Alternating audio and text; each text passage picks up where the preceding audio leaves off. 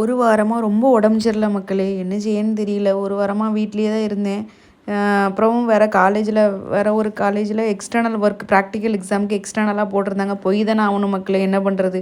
சரி பரவாயில்ல காலையிலே போயிடுவோன்னு சொல்லிட்டு ஏன்னா காலையில் 4:30க்கு எந்திரிச்சு பஸ் ஸ்டாப்புக்கு 6 ஒரு பஸ் இருக்குன்னு சொன்னாங்க திசைவழியிலேருந்து. அந்த பஸ்ஸை பிடிச்சி தான் போகணும், வர வழி இல்லை. அதனால் 4:30க்கு எந்திரிச்சா தான் முடியும்னு சொல்லி எந்திரிச்சு வீட்டில் பிள்ளை இருக்கிறனால பிள்ளைக்கு சமைச்சு வச்சுட்டு கிளம்பியாச்சு. கரெக்டாக 6 மணிக்கு எங்கள் ஊர்லேருந்து பஸ்ஸு கிடையாது திசைவழிக்கு. ஸோ பைக்கில் போயிட்டு 6:20 பஸ்ஸை பிடிச்சாச்சு. எப்படியோ போய் பஸ் ஸ்டாண்டுக்கு போய் அந்த பஸ்ஸை பிடிச்சாச்சு. பிடிச்சிட்டு நாங்குநேரி போய் அங்கேருந்து 7:45 தான் காலேஜ் பஸ் வரும்னு சொன்னாங்க. காலேஜ் பஸ்லேயே போயிடலாம், ஏன்னா அவுட் பஸ்ஸில் போனால் நிறைய அந்த அந்த காலேஜ் இருக்க இடத்துக்கு நம்ம போக முடியாது. இதுதான் ஃபஸ்ட் டைம் அந்த காலேஜுக்கு போகிறேன். ஸோ அதனால் போக முடியாதுன்னு சொல்லிட்டு காலேஜ் பஸ்ஸுக்காண்டி வெயிட் பண்ணியிருந்தேன். அதில் ஒரு 3/4 மணி நேரம் ஆயிடுச்சு மக்களே.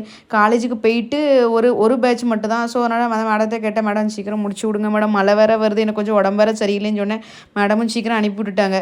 சரி ஓகேன்னு சொல்லிட்டு வெளியே அங்கேருந்து பத்தமடையிலேருந்து பஸ் ஏறி திருநெல்வேலிக்கு வந்தாச்சு. அங்கேருந்து வரதுக்கே ஒரு 1/2 மணி நேரம் மேலே ஆச்சு.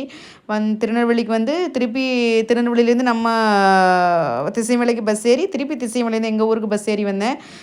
என்ன ஒரே பஸ் அலைச்சல் தான், ட்ராவல் தான் ரொம்ப அதிகமாக இருக்குது மக்களே. வேறு என்ன பண்ணுறது? ப்ராக்டிக்கல் எக்ஸாமுக்கு எக்ஸ்டர்னலாக போட்டால் போய் தானே ஆகணும்.